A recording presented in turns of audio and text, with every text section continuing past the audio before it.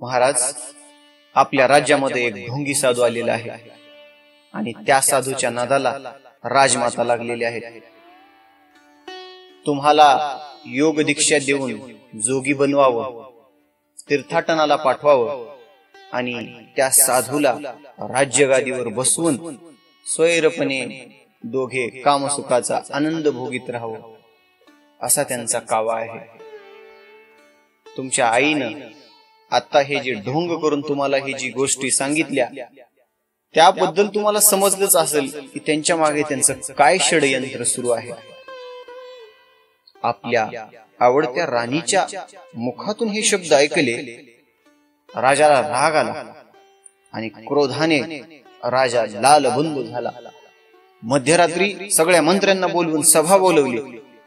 अचानकपणे राजांचं फरमान मध्यरात्री आलं, तेही सभेसाठी. काय झालेलं असावं? घाई गडबडीनं सगळेच्या सगळे मंत्रीगण सभेसाठी उपस्थित झाले. राजांनी सगळ्यांना सांगितलं, गुप्तवार्ता आहे, माझी आई एका जोगड्याच्या नादी लागलेली आहे. ही गोष्ट बाहेर नगरामध्ये कळता कामा नये. आपल्याला त्या जोग्याला शिक्षा द्यायची आहे. त्या जोग्याला काहीतरी कारणानिमित्त राजमहालाच्या परिसरामध्ये बोलवा आणि एक मोठा खड्डा करा. त्यानं मोठं पाप केलेलं आहे. या राजाच्या आईसोबत असं दुष्कृत्य करण्याचं सामर्थ्य त्या साधून केले. मी त्याला शिक्षा करणार आहे. राजाचं फरमान ऐकल्याबरोबर ठरलेल्या नियोजनाप्रमाणे सगळ्या मंत्रीगणांनी साधूकडे पाचारण केलं. साधूंना काही कामानिमित्त बोलवलं. मोठा एक खड्डा खणला आणि महान असा योगीराज तपस्वी साधू कारण सांगून महाराजांनी आपल्याला बोलवलं आहे, काहीतरी महाराजांचं काम आहे असं सांगून साधूला बोलवलं. आणि तो जो मोठा खड्डा खणलेला होता त्या खड्ड्यामध्ये त्या साधूला पुरलं. कोण आहे हा साधू? कोण आहे हा राजा जो एका साधूला मोठा खड्डा खंदून त्याच्यामध्ये पुरतो? आणि राजाचं फरमान असं की ही जर वार्ता कुठल्या सेवकांनी जर बाहेर काढली, कुणाच्या मुखातून जर हे शब्द बाहेर पडले तर त्याला देहदंडाची शिक्षा देता येईल, त्याला मृत्यूदंड दिला जाईल. एवढी कठोर शिक्षा, एवढं कठोर फरमान राजाने काढलं. कुणाबद्दल? कोण आहे ही राणी जी आपल्या सासूबाई बद्दल अपशब्द बोलते? काय आहे ही कथा? जाणून घेऊया नवनाथ भक्तिसाराचा अध्याय 14.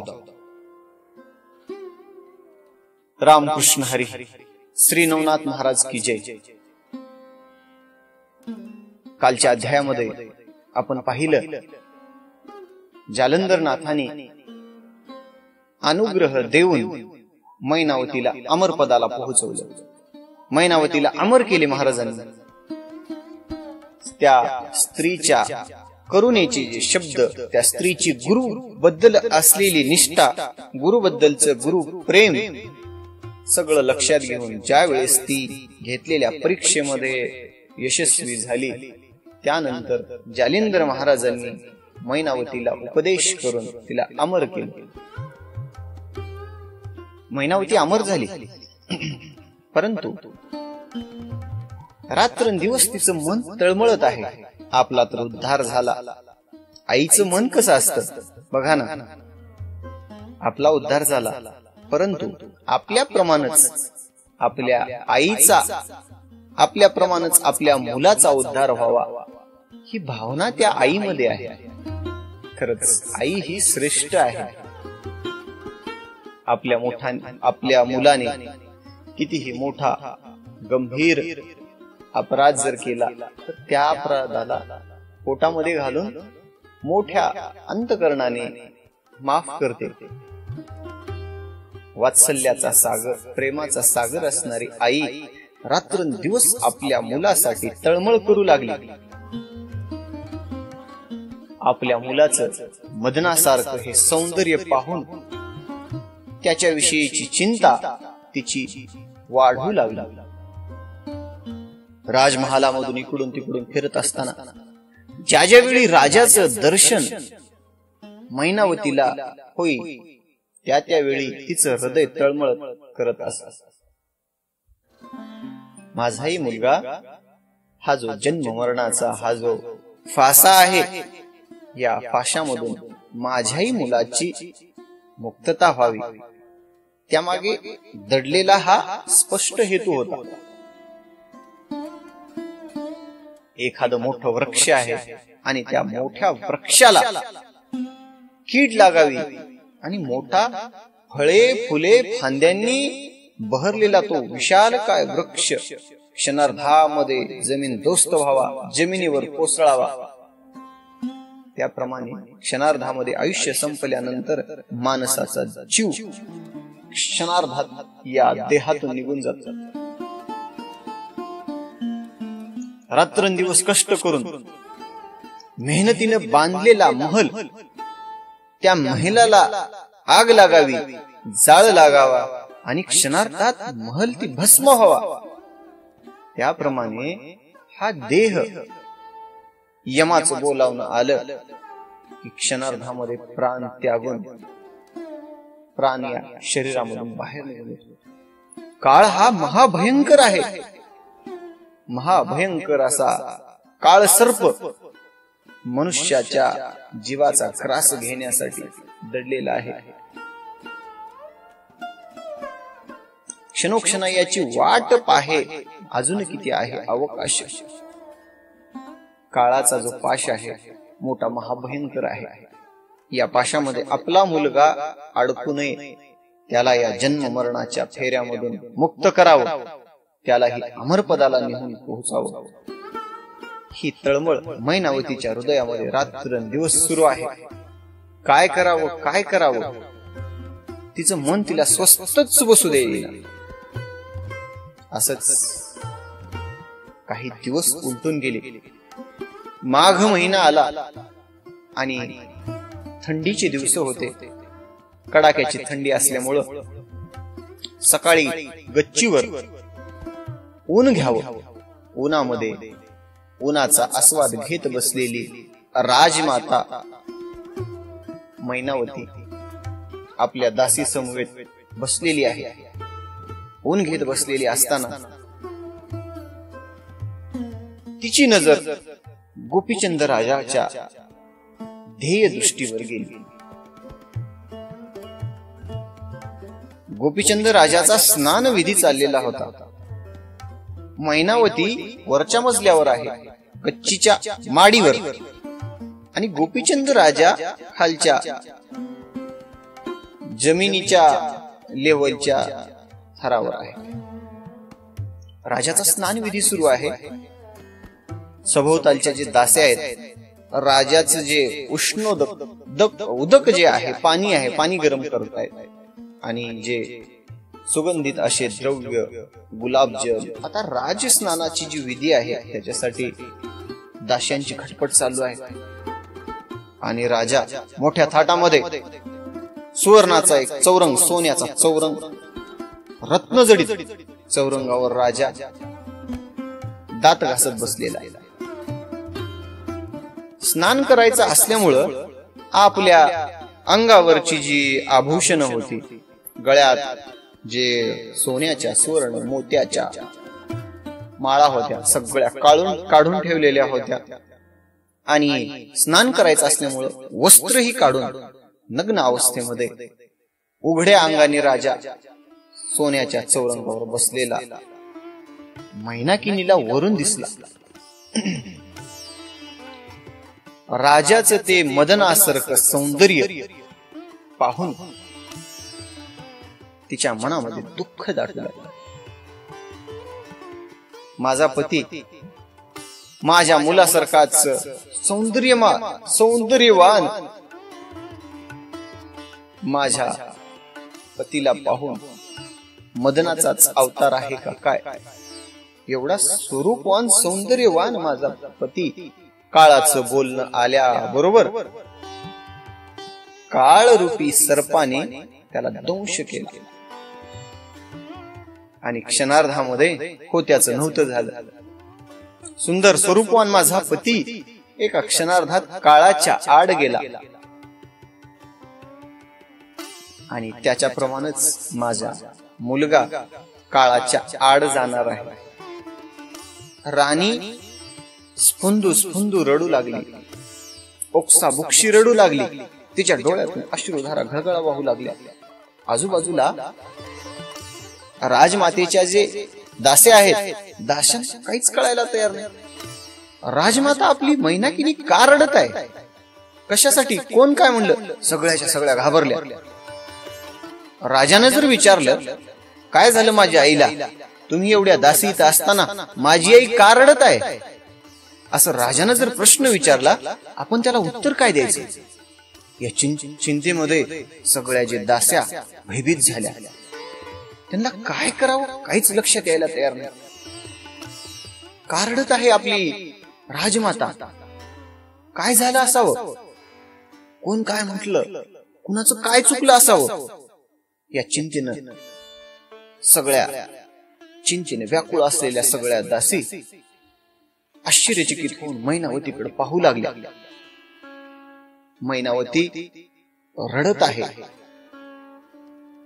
मैनावतीच्या डोळ्याच्या अश्रूंची जे वर्णन आहे, शास्त्रांनी केलेलं काय वर्णन आहे.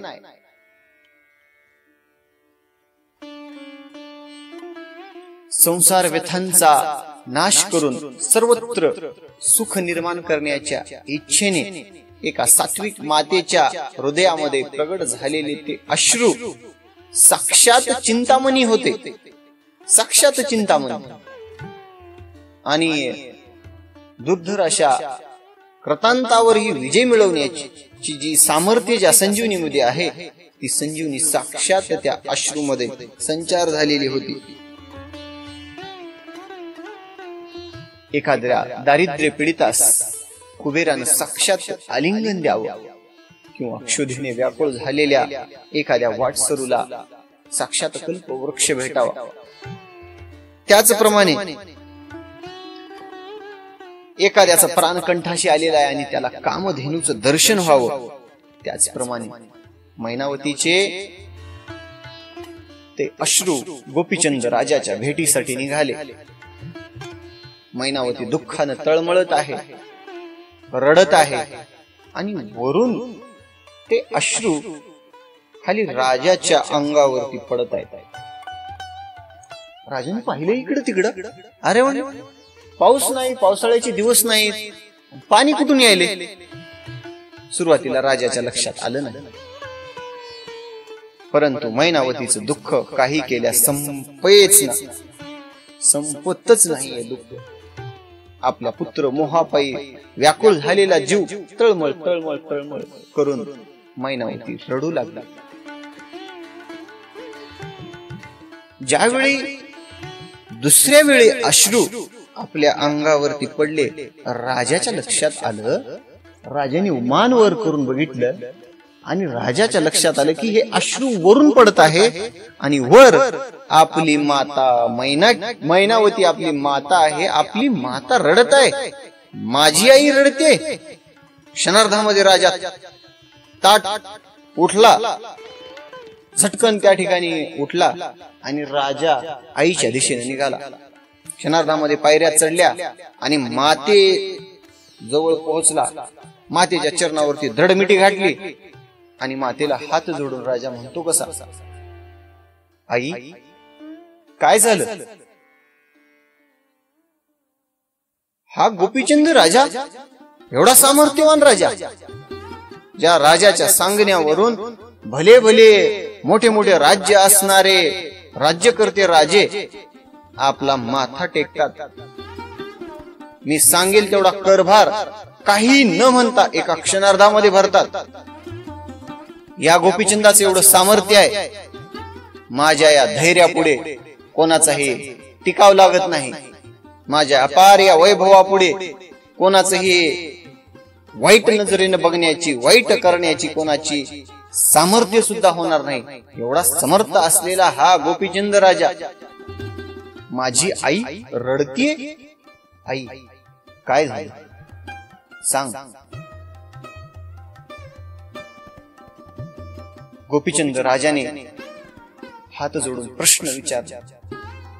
गोपीचंद राजा म्हणतो, आई, एखादा पुत्र आपल्या आई वडिलांना दुःखामध्ये, आपल्या आई वडिलांना व्यथामध्ये ठेवून स्वतः संसार विलास, स्वतः संसारातील सुखे जर भोगत असेल तर तसल्या पुत्राला म्हणले खायला काळ आणि भुईला भार असंच म्हणावं लागलं.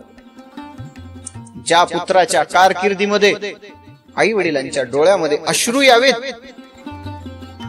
त्या तसल्या पुत्रांची तर या धरणी मातेला सुद्धा कीव येते, ती सुद्धा शर्मेनं मान खाली घालते. तसल्या त्या पुत्राकडे बघून जो पुत्र आपल्या आई वडिलांच्या डोळ्यामध्ये पाणी आणतो त्याच्यापेक्षा तसले लेकर, तसले पुत्र जन्मलेले जन्मताच मेलेले बरे, ही उपमा शास्त्राने दिली. आई, आपल्या आई वडिलांना दुःखामध्ये टाकणाऱ्या पुत्रांमध्ये या गोपीचंद राजाची जर तू गणनी केली नाहीस ना त्याच्यामध्ये, माते हात जोडून तुला विनंती करतो, काय झालं सांग. कुठल्या दासीनं काही म्हटली का तुला? जरा कुण्या दासीनं जर तुला काही म्हणाली असेल तर आज तिची काही धडगत नाही. माझ्या राण्या आहेत, माझ्या राणीपैकी कोणी तुला काही आई म्हटलं का? माझ्या राणीपैकी जर कोणी तुला काही म्हणालं जर असेल तर आज तिची काही धडगट नाही. मी सेवा करण्यामध्ये कुठं चुकलो का माते? एखादी राजपट सांभाळत असताना अनावधानानं कुठं एखादी माझ्या हातून काही दुष्कृत्य घडलं का?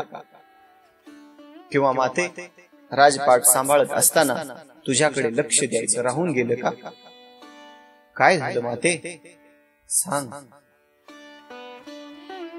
हा गोपीचंद राजा विनवणी करतोय, काय झालं सांग.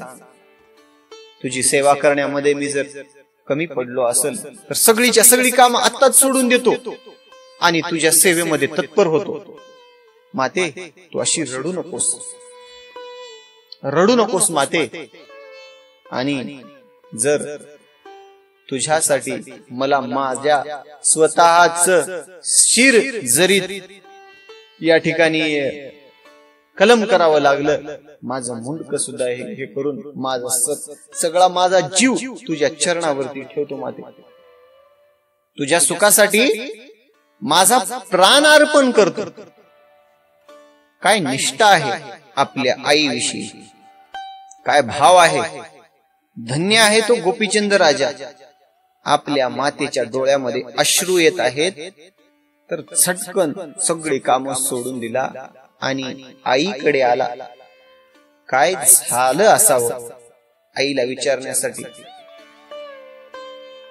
आईच्या सुखासाठी आपला प्राण अर्पण करणारा एक गोपीचंद राजा आणि आपल्या आई वडिलांना घरातून बाहेर काढणारे आजचे कलियुगातले लोक.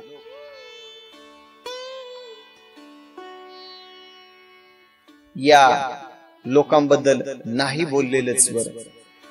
काय बोलावं यांनी, ज्यांना आपली जन्मदाती आई कळली नाही. पित्याने आपल्या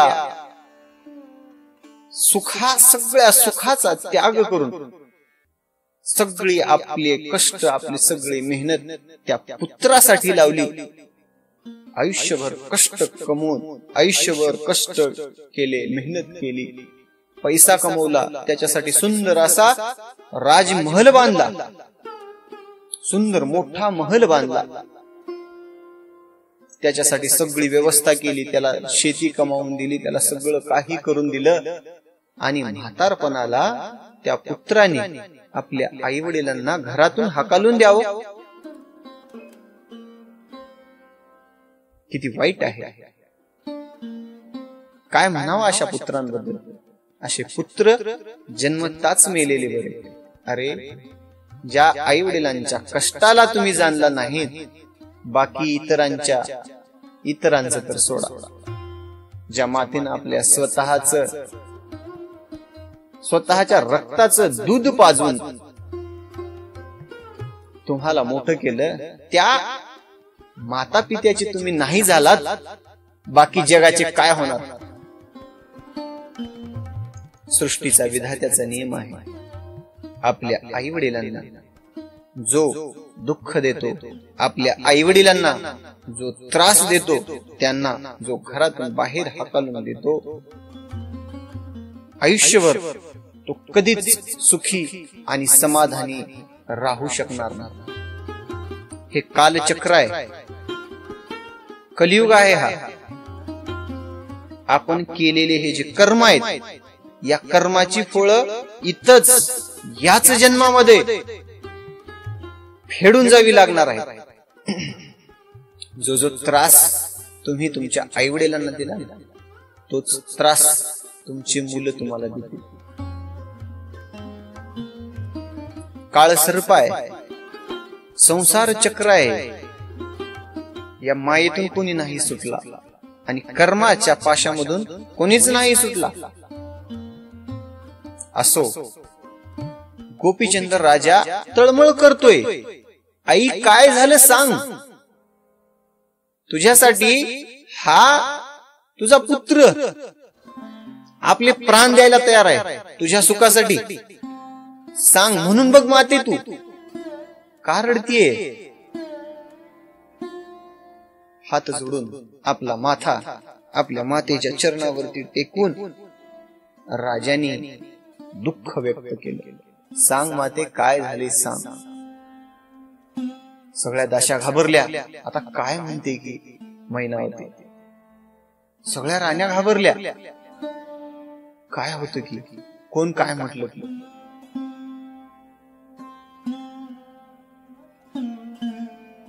राजमातेनं आपलं रडणं थांबवलं.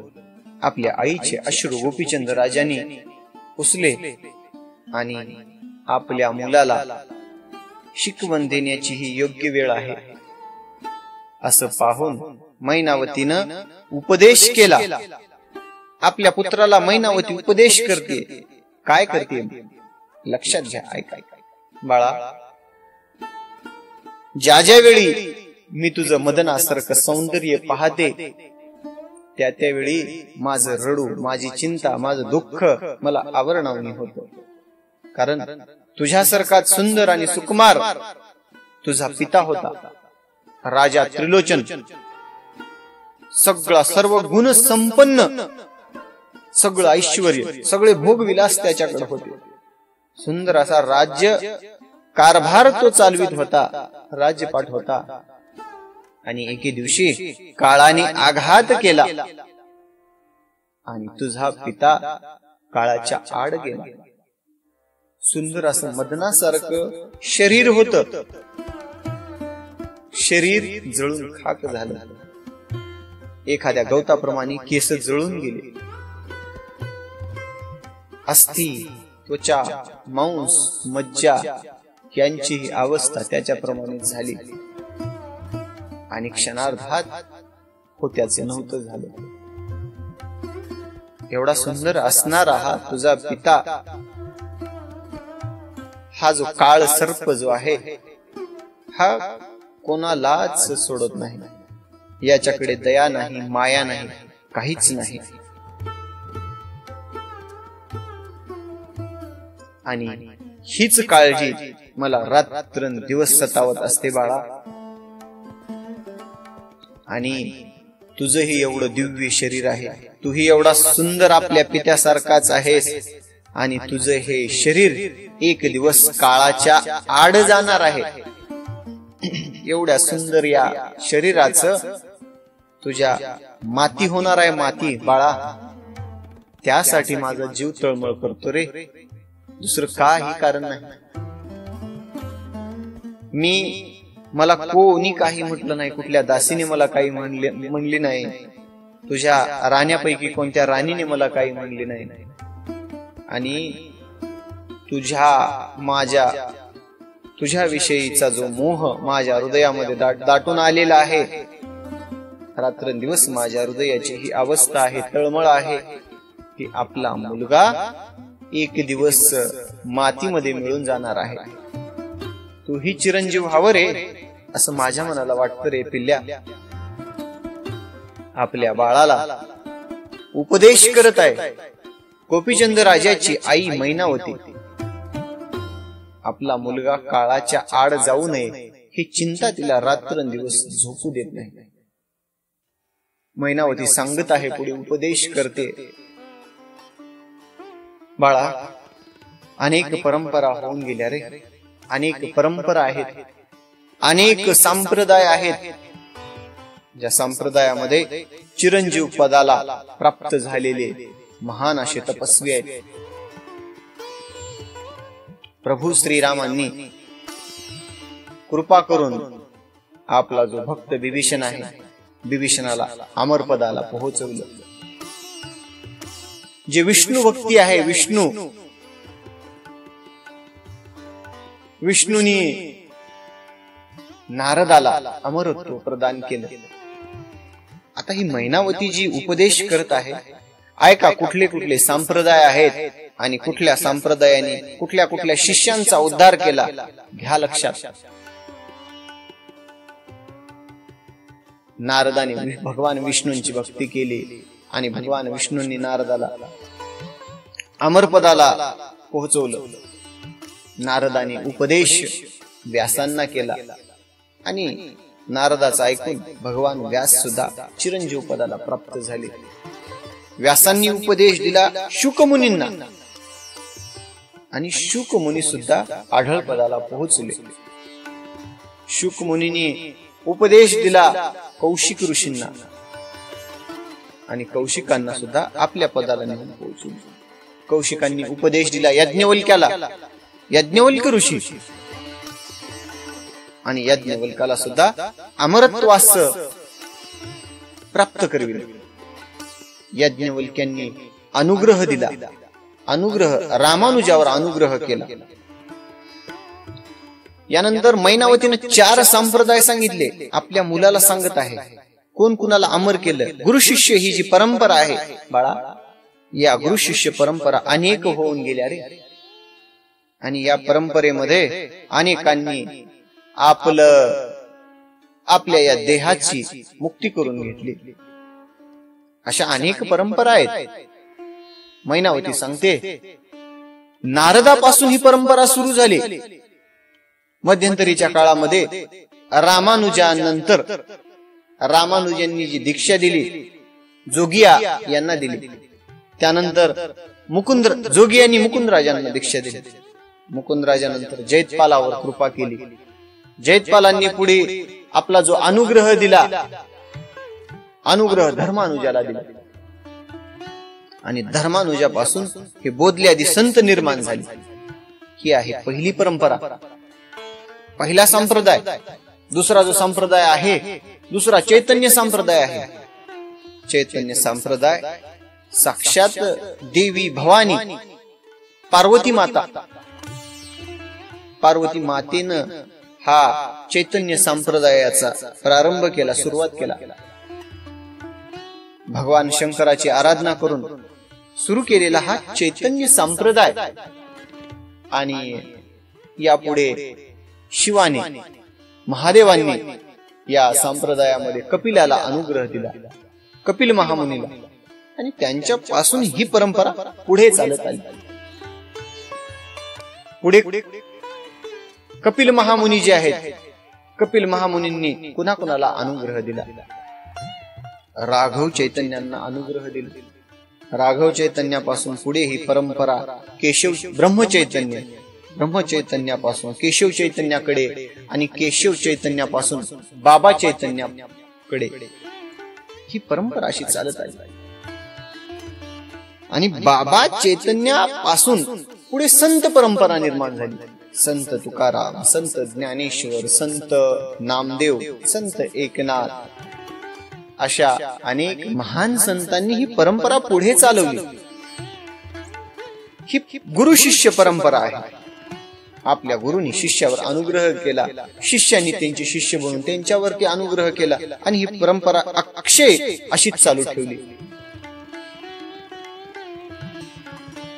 त्याच्यानंतर तिसरा संप्रदाय आहे बाळा, महाश्रेष्ठ संप्रदाय स्वरूपमयच आहे तिसरा.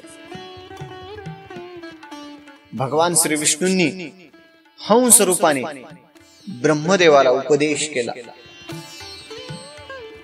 ब्रह्मदेवानी सर्व उपदेश ग्रहण करून ब्रह्मदेवाने तो उपदेश अत्री ऋषींना केला आणि अत्रींनी तो उपदेश पुढे श्री दत्तात्रेयांना केला आणि दत्तात्रेयांच्या आज्ञेनुसारच हा पुढे नाथ संप्रदाय अस्तित्वात आला. महाप्रभू दत्तात्रेयांच्या अनुग्रहानंतरच हा संप्रदाय पुढे अस्तित्वात आला. या संप्रदायाची परंपरा मच्छिंद्रनाथ, गोरक्षनाथ, जालिंदरनाथ, कानिफनाथ अशी ही परंपरा नवनारायणांनी जे अवतार घेतले परंपरा अशी पुढे चालत आली. यानंतर भगवान सूर्यदेवतांनी यज्ञवल्क्याला या ठिकाणी अनुग्रह दिला. यज्ञवल्क्याने सहजानंद ऋषींना अनुग्रह दिला. सहजानंदांनी कुर्माला अनुग्रह दिला. कुर्मानी ब्रह्मानंदाला अनुग्रह दिला आणि ब्रह्मानंदांनी चिदानंदाला अनुग्रह दिला. अशी ही चालत आलेली परंपरा आहे, चालत आलेले हे संप्रदाय आहेत. आणि बाळा, सगळे या काळाच्या या पाशामधून कोणीच नाही रे सुटला. प्रत्येक जीव या काळाच्या या मुठीमध्ये सगळे जीवांना या ग्रासून टाकलं काळानं, कोणाला सोडलं नाही. या कालचक्राच्या जात्यामध्ये सगळ्यांचं पीठ होतं बाळा. या संसारावरती विजय प्राप्त केलेले कपिल महामुनी, शुक महामुनी, महर्षी व्यास, भगवान श्री दत्तात्रेय, वशिष्ठ महामुनी, भक्त प्रल्हाद आणि हे जे संसार विजयी झालेले हे जे योगी आहेत यांना जर सोडलं तर या संसार चक्रव्यूहाच्या या काळ चक्राच्या ओघामध्ये सगळे आले बाळा आणि सगळ्यांचं पीठ झालं. सगळे याच्यामध्ये भरडून गेले. कोणी नाही या काळाच्या बंधनातून सुटलं. काळाचं बंधन असंच आहे रे बाळा. मैनाकिनीने उपदेश गोपीचंद राजाला केला. गोपीचंद राजाला उपदेश केल्यानंतर तो उपदेश राजाने ऐकला आणि राजा म्हणतो, ठीक आहे माते, काय म्हणतेस तू सांग, तुझ्या वचनाच्या मी बाहेर नाही. बाळा,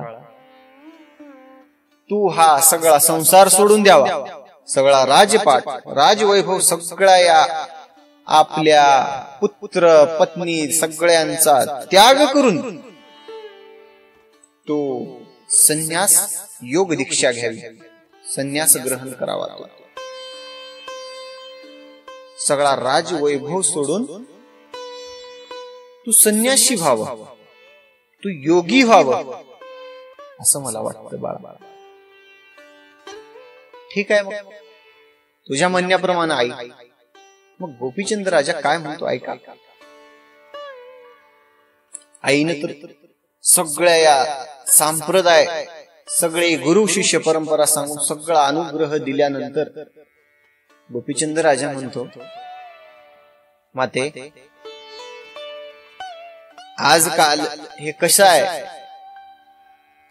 कुठला हे माणूस उठतो, अंगावरती भगवे वस्त्र घालतो, गळ्यामध्ये रुद्राक्षाच्या माळा घालतो, परंतु त्याचाच त्याला आत्मबोध झालेला नसतो, तो दुसऱ्याला काय देणार. अखंड असे पाखंडी मातोश्री, अखंड असे पाखंडी या भूतलावरती फिरत आहेत अंगा लावून या राख डोळे झाकुनी करती पाप, दावूनी वैराग्याच्या कळा भोगी विषयांचा सोहळा. तुका म्हणे सांगो किती घडो नये तयाची संगती.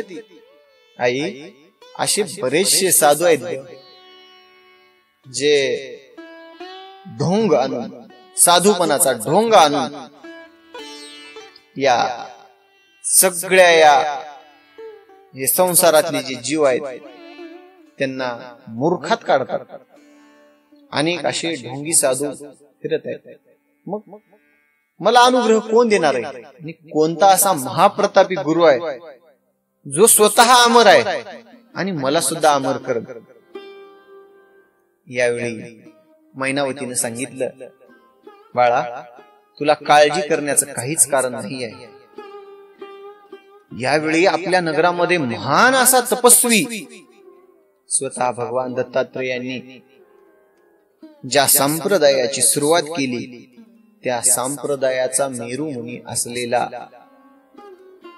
गुरु जालिंदरनाथ आपल्या नगरीमध्ये आलेला आहे. सध्या आपल्या नगरामध्ये त्याचं वास्तव्य आहे आणि महातपस्वी अमरपदी पोहोचलेला तो गुरु, त्याच्याकडून तू दीक्षा घ्यावी आणि तुला गुरु हुडकत जायचं काही नाही. योगायोगानं आपल्या राज्यामध्ये जालिंदरनाथ चालून आलेला आहे. तू दीक्षा घ्यावी असं मला वाटतं. आणि तू दीक्षा घे बाळा. या संसाराच्या या मोहमायेच्या या जगातून तू बाहेर ये आणि या संसार चक्रापासून तुझी मुक्तता करून घे बाळा. मैनाकिनीचा उपदेश राजाला आवडला, चांगला वाटला. परंतु या संसाराच्या या सुखामध्ये अडकलेला हा जीव, संसाराच्या सुखामध्ये अडकलेला आपला पुत्र या कालचक्रामध्ये अडकून राहू नये. या काळाच्या काळरूपी सर्पानं आपल्या पुत्राचा जीव ग्रासू नये या उद्देशानं मैनावतीने जीव तोडून उपदेश केला आपल्या पुत्राला. भरपूर जीव तोडून सांगितले की बाबा रे, हे सगळं हे चराचरामध्ये दिसणाऱ्या ह्या सगळ्या ज्या गोष्टी आहेत हे नश्वर आहे. हे राजवैभव, सगळ्या गोष्टी नश्वर आहेत रे बाबा. एक दिवस हे नाश पावणारे आहेत. आणि जर या शरीराला, या देहाला जर चिरंजीवी जर ठेवायचं असेल तर एका सद्गुरूला शरण गेल्याशिवाय सद्गुरू या देहाचं, या जीवाचं कल्याण करत नाही. सद्गुरूच्या सानिध्यात गेलेल्या प्रत्येक शिष्याला तो अमरपदाला निघून पोहोचतो. जर खराच सद्गुरू सामर्थ्यवान असेल तर. आणि आपल्या नगरामध्ये जालिंदरनाथासारखा सामर्थ्यवान गुरु योगायोगानं आपल्याला लाभलेला आहे. आणि राजा गोपीचंदा, तू हे सगळं हे नश्वर गोष्टी सोडून दे बाळा आणि अनन्य या जोगी जालिंदर महाराजाला शरण जाऊन अनन्य भावानं तू योग दीक्षा स्वीकार. जालिंदरनाथ मैनावती तळमळ करून सांगितली खरी, परंतु या संसारामध्ये अडकलेलं राजाचं मन गोपीचंद राजा मातोश्रीला म्हणतो कसं?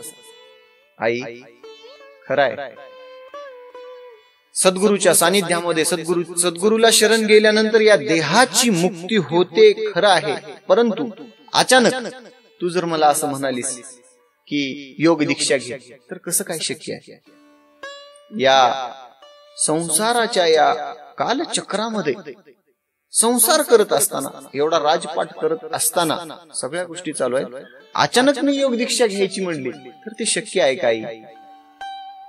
जालिंदर महाराज खरंच चांगले गुरु आहेत, त्यांना शरण गेल्यावर माझं कल्याण होणार आहे. आणि तू सांगितल्याप्रमाणे मी माझा सगळा राजपाट सोडून देतो, मी माझ्या सगळ्या बायकांना सोडून देऊन योग दीक्षा घेतो. परंतु माझं हे संसारामध्ये अडकलेलं मन एकाएकी बाहेर येणार नाही. मातोश्री, मला 12 वर्षाचा अवधी दे.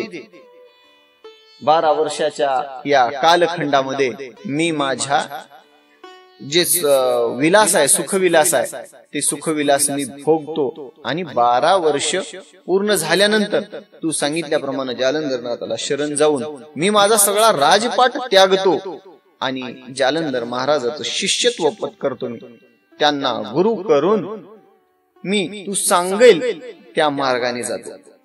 परंतु मातोश्री, आज या ठिकाणी हे जमणार नाही. आपल्या मुलाचं अज्ञानपणाचं हे बोलणं मैनावतीनं ऐकलं आणि थोडस मनाला विस्मय वाटला. म्हणाली, अरे क्षणभंगूर आहे बाळा हा देह.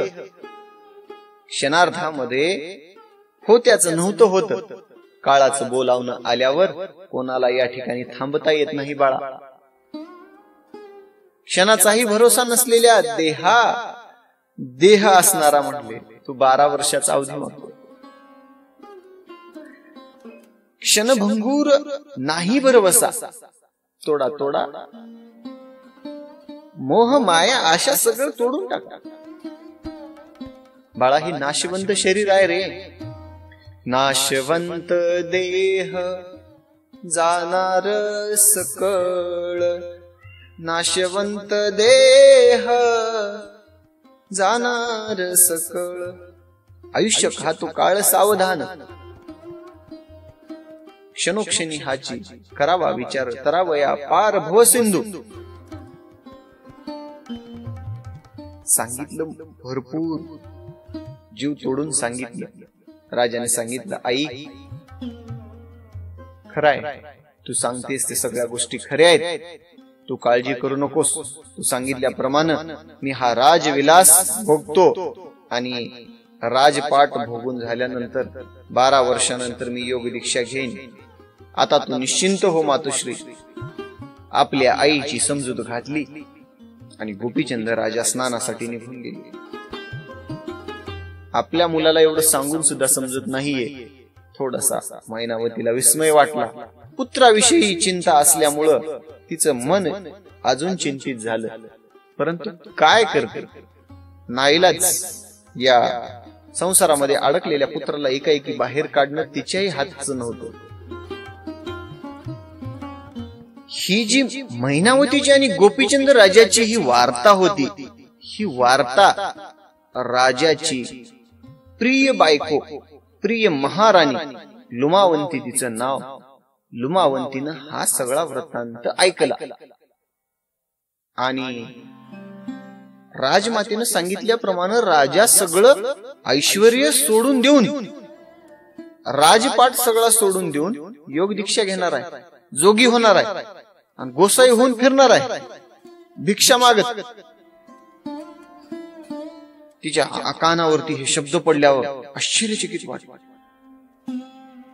एक ती कैकेयी होती, आपल्या पुत्राला वनवासाला पाठवलं आणि आपल्या भ्रताराचा प्राण घेऊन राज्य कारभार सांभाळत बसलेली कैकेयी. त्या काळात ती कैकेयी होती आणि या काळामध्ये ही मैनावती, तीच कैकेयी मैनावतीच्या रूपामध्ये आलेली आहे. असली आई राहते का?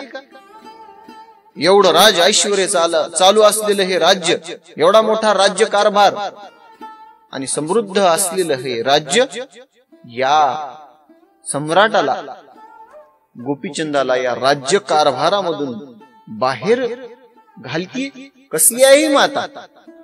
असली आई असते का? लुमावंतीनं म्हटलं, म्हातारीचं डोसकं फिरले. आता म्हातारपणाला हिला काही कळना गेले, काय बोलाव काय करावं हिच्या लक्षात येईना गेले आणि काय तर आपण ह्याच्यावर पर्याय केला पाहिजे. मनाशी ठाम निश्चय केला आणि म्हटली, या ठिकाणी राजमातेनं सांगितल्याप्रमाणे जर का झालं, राजाने आपला राजपाट सोडून जर जोगी झाला तर एवढं मोठं हे ऐश्वर्य आहे हे क्षणार्धामध्ये जाईल. परकीय राज्यावरती आक्रमण करतील, सगळी ही धनसंपदा, ही सगळी ही जी कमावलेली ही जमापुंजी आहे सगळी जाईल. ती गेली तर जाऊ द्या, आपलं काय हाल होईल? एवढं हे ऐश्वर्य आहे, एवढा रुबाब, हजारो दास्या सेवा करण्यासाठी आहेत.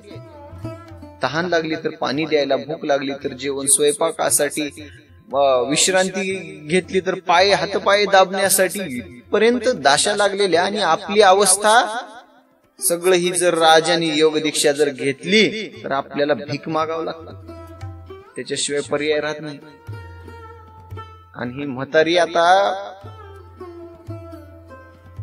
डोकं फिरल्यामुळे हे म्हातारपणालाही काही व्यवस्थित वागत नाही. लुमावंतीने मनामध्ये विचार केला आणि हिच्यावर काहीतरी आपल्याला पर्याय काढावा लागणार, नाहीतर आपलं काही खरं नाही असा विचार केलेली लुमावंती तिला काही करमतच नाही. एवढा मोठा राज्य कारभार जाणार आहे या विचारानच तिची झोप उडून गेली. तिला जेवण करू वाटणार काहीच नाही. मनामध्ये एकच विचार चाललाय, याच्यावर काहीतरी तोडगा काढला पाहिजे. राजाच्या विश्वासामधल्या, राजाच्या आवडत्या 7 बायका होत्या. 1600 बायकामधून 7 पत्न्या महाराण्या अतिशय आवडत्या होत्या आणि त्यामधलीच एक लुमावंती होती. आपल्या जे सवती होत्या, सवतींना बोलिवलं, सगळ्यांना बोलावणं धाडलं. दासीकडे वृत्तांत सांगून सगळ्या जणी या ठिकाणी आल्या. आल्यावर सगळ्यांचं आदरातिथ्य केलं, त्यांना बसण्यासाठी उत्तम आसन दिलं, त्यांच्या भोजनाची त्यांनी व्यवस्था केली आणि सगळ्यांनी विचारलं, महाराणी या ठिकाणी आम्हाला बोलवण्याचं काय कारण आहे? तुम्ही आम्हाला इतकं तात्काळ कशासाठी बोलवलं? सगळ्या दासांना बाहेर बसा म्हणून सांगितलं आणि गुप्त यांची मीटिंग चालू आहे. लुमावंती म्हणते, काय सांगू, आपल्या राजमातेला या ठिकाणी बुद्धिभ्रंश झालाय राजमातेचा आणि आपल्या पुत्राचा वाईट चिंतण्यामागे तिचं मन या ठिकाणी वेधलेलं आहे. आपल्या पुत्राचं वाटोळ करायचं ठरवून टाकले आणि राजमातेनं सांगितल्याप्रमाणे, मैनावतीप्रमाणे जर आपल्या राजाने वागलं तर आपल्या राज्याचं पार वाटोळ होणार आहे. त्या बाकी महाराण्यांनी म्हणलं, झालं काय ते तर सांगा. सांगते म्हणली, ऐका, या जवळ या. आणि एक सांगते, हा वृत्तांत कुणालाच सांगायचा नाही. त्या सवतींची बैठक बसली आहे. त्या बैठकीमध्ये लुमावंतीनं आपलं म्हणणं सांगितलं. गोपीचंद राजाला, महाराजाला आई उपदेश करत होती, सांगत होती की बाळा, ह्या सगळ्या नाशिवंत गोष्टी आहेत, ह्या सगळ्या सोडून दे, राजपाट सगळा सोडून दे आणि हा जालिंदर गुरु कसला ढोंगी साधू कुठून आलाय की नाही? जालिंदरनाथन कसला कुठला नाथ आलाय? आपल्या सगळ्या या राज्यावरती संकट होऊन आलाय आणि मैनावती आपल्या पुत्राला त्या जालिंदराचा शिष्य बनवायच्या प्रयत्नात आहे आणि राजाला योग दीक्षा देऊन या राज्यापासून दूर करावं असा तिचा डाव आहे. बाकी राण्यांनी म्हटल्या, एक आई असं का करेल? आपल्या पुत्राला इतकं चांगलं राज्य चालू असताना आपल्या पुत्राला काय योगी बनवेल? तर सांगते की ह्या सगळ्या नश्वर गोष्टी आहेत, ह्या सगळ्या नाशिवंत गोष्टी आहेत, एवढं मोठं राज्य सोडून हे असं काय म्हणलेले की माझ्या काही ध्यानात आलं नाही. परंतु तिच्या या उद्देशामध्ये तिला सफल होऊ द्यायचं नाही. काय करावं? सगळ्या जणी विचार करतायत, काय करावं लागेल, काय करावं लागेल. हे सगळं त्या जालिंदरनाथामुळे होऊ आलंय. सगळा ती साधू आलाय म्हणल्या, कुठला आहे की काय नाही की, इथंच यायचं होतं का आमच्याच राज्यावरती? ग्रहण होऊन आलाय आणि हे सगळं त्याच्यामुळं व्हायलंय, त्याचाच काय तर बंदोबस्त करा. सगळ्यांनी विचार केल्यावर लुमावंतीनं सांगितली, ह्या जालिंदरनाथाचाच आपण बंदोबस्त करूया, बाकी गोष्टी आपोआप टळतील. सगळ्या जणींची बैठक चालू आहे म्हणल्यावर काय करावं लागेल? ठीक आहे, जालिंदरनाथाचा बंदोबस्त करावं, पण करावं कसं? लुमावंतीनं सांगितलं, माझ्याकडे एक युक्ती आहे, मी सांगितल्याप्रमाणे करा. सगळ्या जणींनी म्हटल्या, काय करावं? लुमावंती सांगितली की आता ह्याच्यावरती आपल्याला काहीतरी पर्याय काढल्याशिवाय दुसरा आपल्याकडे काहीच मार्गच नाही आणि हाच मार्ग आपल्याला अवलंब करावा लागेल. काय करावं? तर राजाच्या सगळ्या आपण आवडत्या राण्या आणि राजाच्या मनामध्ये संभ्रम तयार करा की आपल्या राजमातेचं, या मैनावतीचं त्या जालिंदरनाथासोबत या ठिकाणी काहीतरी सुरू आहे.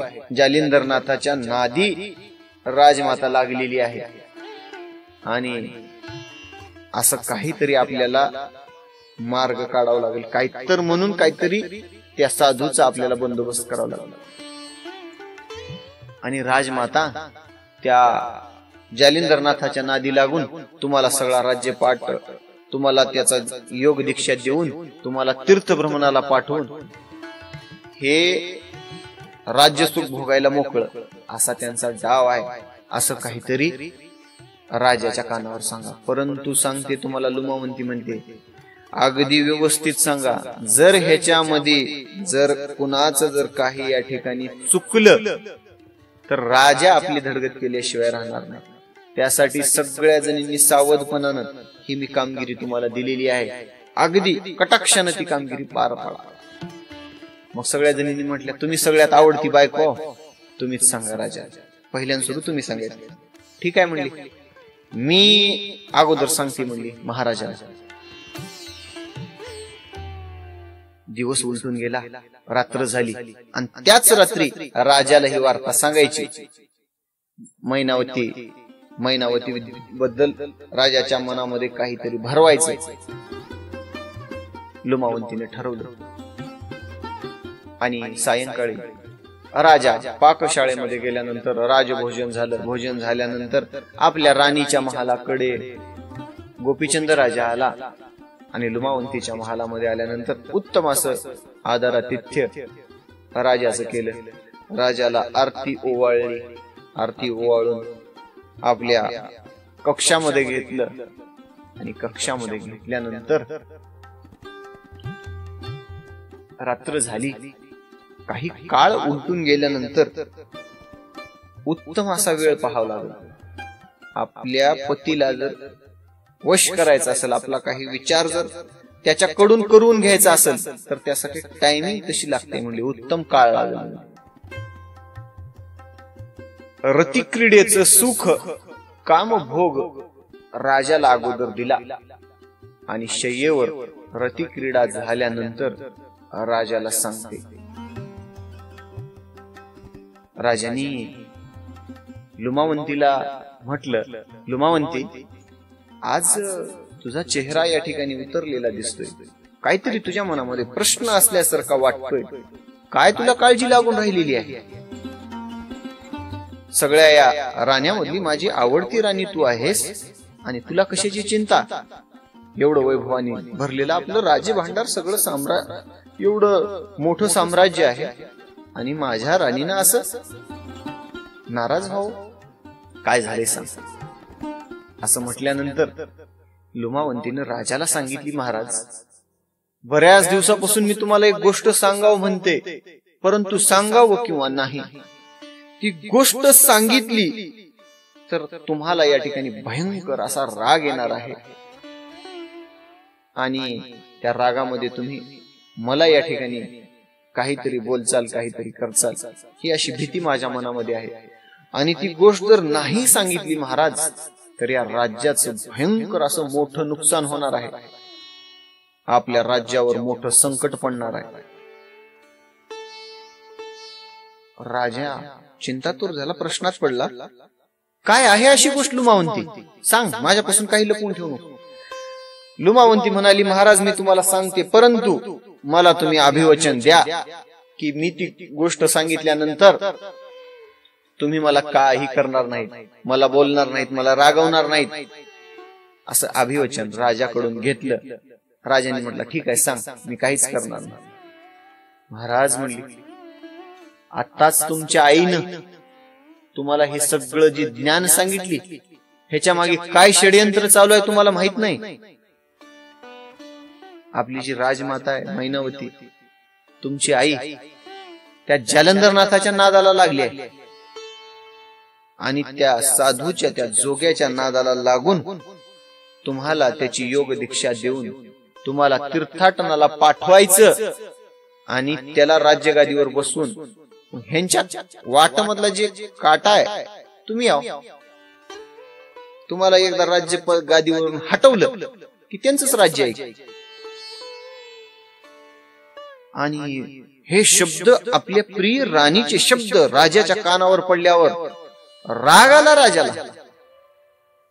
म्हणाला, एवढा सामर्थ्यवान राजा आणि या माझ्या मातोश्रीबद्दल दुष्कृत्य करण्याचं सामर्थ्य एका साधून केलं, त्याची काही दडगड नाही. कुठला जरी कसा जरी साधू असला तरी त्याला शिक्षा देणार. आणि राजाने संध्याकाळी सगळ्या आपल्या विश्वासू जे मंत्री होते सगळ्या विश्वासू मंत्र्यांना आमंत्रण पाठवलं. सगळ्यांना एक बैठक घेण्यासाठी सगळ्यांना बोलवलं. तात्काळ बैठक भरवली. मध्यरात्री प्रधानाच्या दारावरती दार खटकण्याचा आवाज आला आणि दूत सांगतोय, महाराजांनी आपल्याला तात्काळ बोलवलंय महालामध्ये. सगळे जे प्रधान होते सगळेच्या सगळे प्रधान दूताच्या सांगण्याप्रमाणे तात्काळ या ठिकाणी आले. आणि आल्याबरोबर काय झालं असावं, काय झालं असावं, महाराजांनी इतक्या संध्याकाळी मीटिंग कशासाठी भरवलेली असावी, बैठक कशासाठी घेतली. आणि गोपीचंद राजांनी सगळ्या विश्वासू जे प्रधान होते सगळ्या प्रधानांना सांगितलं, ऐका, लक्षात घ्या, कामगिरी अत्यंत महत्वाची आहे आणि आज ताबडतोब या कार्याला तुम्हाला लागायचं आहे. आदेश महाराज, आपल्या आज्ञेच्या पुढे आम्ही थोडं सुद्धा डगमगणार नाही. आपल्या आज्ञेच्या बाहेर काहीच करणार नाही आपण. आपला आदेश शिरसावंद्य. बोला महाराज. आपल्या राज्यामध्ये एक ढोंगी साधू आलेला आहे आणि त्या साधूचं वर्तणूक ठीक नाही आहे. तो साधू, त्या साधूची नजर वाईट आहे. गावामध्ये आपल्या नगरामध्ये भिक्षा मागण्यासाठी येतो आणि आपल्या जे माता भगिनी आहेत त्यांच्याकडे वाईट दृष्टीने बघतो आणि त्यांच्यासोबत दुष्कृत्य करतो. असा हा साधू आहे. आणि या साधूच्या या अशा वागण्यापायी त्याला मी मृत्यूदंडाची शिक्षा देत आहे. आणि या साधूला मृत्यूदंड द्या. सगळ्यांनी म्हटलं, महाराज पण द्यायचा कसा? आपल्या महालाच्या शेजारी एक मोठा खड्डा खंदा आणि अश्वशाळा आहे. अश्वशाळेच्या बाजूला मोठा लिदीचा ढीग या ठिकाणी पडलेला आहे. राजांनी सांगितलेलं आमंत्रण पाठवलेलं आहे. राजांनी राज बोलावणं पाठवलेलं आहे. काहीतरी कारण सांगून त्या साधूला या ठिकाणी बोलवा आणि मोठा खड्डा खंदून त्या खड्ड्यामध्ये पुरा म्हणले. साधूला हिम्मत कशी काय होते त्याची म्हणले, असं दुष्कृत्य माझ्या नगरीमध्ये करण्याचं. आणि राजांनी फरमान काढलं. महाराजांनी सांगितलं, या कामामध्ये जेवढे प्रधान आहेत, जेवढे दूत आहेत, अत्यंत गुप्तपणे हे काम करायचं आहे. आणि या कामामध्ये जर कोणी ही वार्ता या महालाच्या बाहेर काढली आणि कुणाला जर दुसऱ्याला ही गोष्ट सांगितली तर त्याला मृत्यूदंड दिला जाईल. देहदंडाची शिक्षा त्याला दिली जाईल. कठोर ही शिक्षा ऐकल्यावर सगळे सरदार, सगळे सैनिक चळचळा कापू लागले. अरे बापरे, आपल्या जीवाचं काही खरं नाही, कुणाला सांगू नये, गुप्तपणे हे काम करायचं. ठरल्याप्रमाणे अश्वशाळेजवळ एक मोठा खड्डा खणण्यात आला आणि साधूला निरोप पाठवला. महाराज, आपल्याला महाराजांनी बोलावणं धाडलेलं आहे आणि महाराजाला आपल्याशी भेटायचं आहे, काहीतरी त्यांचं काम आहे. जालंधरनाथांनी म्हटलं, ठीक आहे, येतो. साधूचं काय हो? आणि दूताबरोबर जालिंदरनाथ निघालेले असताना अंधाऱ्या रात्रीमध्ये जालंधरनाथाला त्या खड्ड्याजवळ आणलं आणि सगळ्या या दूतांनी जालिंदरनाथाला धरून त्या खड्ड्यामध्ये टाकली. आणि खड्ड्यामध्ये टाकून साईडला जे लिदीचा, घोड्याच्या लिदीचा जे ढीग होता त्या ढिगानं सगळी विहीर, खड्डा खणलेला होता ती बुजवला. आता तुम्ही म्हणाल की जालंधरनाथामध्ये एवढं सामर्थ्य होतं, एवढे अस्त्र जालंधरनाथाकडे होते, मग ह्या राजाची काय धडगत किंवा या प्रधानामध्ये एवढं सामर्थ्य कुठं की जालिंदरनाथाला खड्ड्यामध्ये टाकू शकतील, पुरू शकतील? तर त्या मागलचं या ठिकाणी भावार्थ लक्षात घ्या. जालिंदरनाथामध्ये सामर्थ्य एवढं होतं की देवादिकांशी युद्ध जिंकलेल्या जालिंदरनाथांनी, देवादिकांना धडा शिकवलेल्या नाथांनी, अहो हे सैनिक त्यांना काय पकडून त्या खड्ड्यामध्ये पुरू शकतील? ह्यांच्यामध्ये एवढं काय सामर्थ्य? परंतु भविष्यामध्ये होणाऱ्या या गोष्टीचा बोध घेतला, आढावा घेतला आणि या ठिकाणी आपण काही नाही केलेलं उचित आहे आणि आपण शांत राहावं, ह्याच्यामधून आपला नाथ संप्रदाय पुढे वाढणार आहे म्हटलं. आणि आपल्या संप्रदायासाठी आपल्याला हे जे आपण हे आपले हे जे कोणी द्वारपाळ, हे द्वार रक्षक, सैनिक हे जे आहेत आपल्याला टाकत आहेत, टाकू द्या, ह्यांना काय करायचे ते करू द्या. जालंधरनाथाला खड्ड्यामध्ये टाकल्याबरोबर क्षणार्धामध्ये जालंधरनाथांनी या ठिकाणी वायू अस्त्रात प्रेरण केलं. वायू अस्त्राची प्रेरण करून वायू अस्त्र सोडलं आणि आपल्या डोक्यावरती या ठिकाणी आकाश अस्त्र प्रेरित केल्यावर या ठिकाणी त्या खड्ड्यामध्ये आकाश तयार झाल्यासारखं झालं आणि वायू अस्त्रामुळे मध्ये वायूचा संचार झाला. त्यामुळे त्या ढिगामध्ये पडून सुद्धा जालिंदरनाथावर त्या गोष्टीचा काही परिणाम झाला नाही. मध्ये मस्त समाधी अवस्थेमध्ये जालंधरनाथ बसले. राजाने सांगितल्याप्रमाणे अत्यंत गुप्तपणे ही कामगिरी बजावण्यात आली. रातोरात तो ढीग सपाट केला, खाली जालिंदरनाथाला पुरलं आणि ढीग सपाट करून राजाला येऊन वर्तमान सांगितलं, महाराज आपण सांगितल्याप्रमाणे चोखपणे कामगिरी केली आणि जालिंदरनाथाचा या ठिकाणी कार्यक्रम केला. जालिंदरनाथाला त्या खड्ड्यामध्ये नेऊन पुरलं. आपण निसंकोच असा.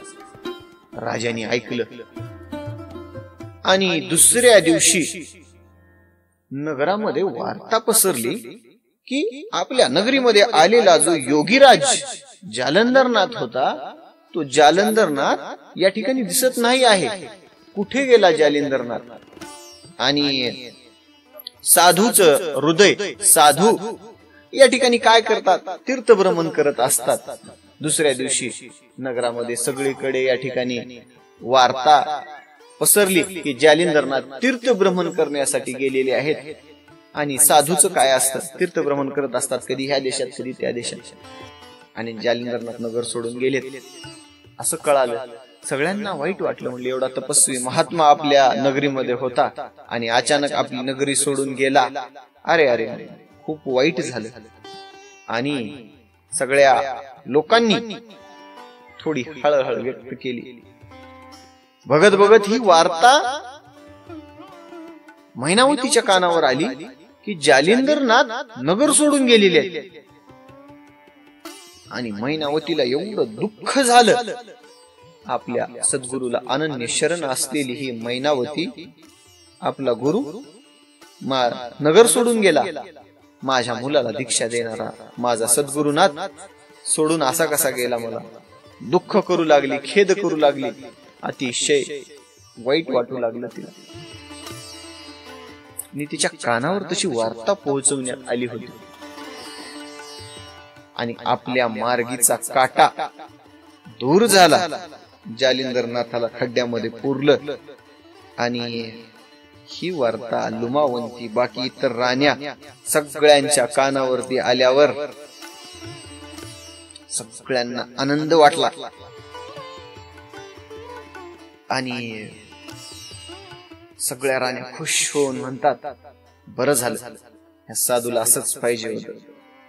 आमचं या ठिकाणी वैभव नष्ट करायला निघाला होता काय, तोच जाऊन बसला होता, अमर करणार होता. या सगळ्या कृतांताला, या सगळ्या त्रैलोक्याला नष्ट करण्याचं सामर्थ्य ठेवणाऱ्या जालिंदरनाथांनी काही केलं नाही. भरपूर सामर्थ्य होतं, पराक्रमाच्या बाबतीत इंद्राप्रमाणे सामर्थ्य होतं, परंतु जालिंदरनाथांनी विरोध केला नाही, भविष्याचा आढावा घेतला आणि यामधून कल्याणच होणार आहे असं समजून त्या ठिकाणी वज्रासन आसन घालून निवांत बसले. नवनाथ भक्तिसाराचा अध्याय 14 या ठिकाणी समाप्त झालेला आहे. रामकृष्ण हरी. आदेश. कशी वाटली आजची कथा? आपल्या प्रतिक्रिया अवश्य कळवा. धन्यवाद. रामकृष्ण.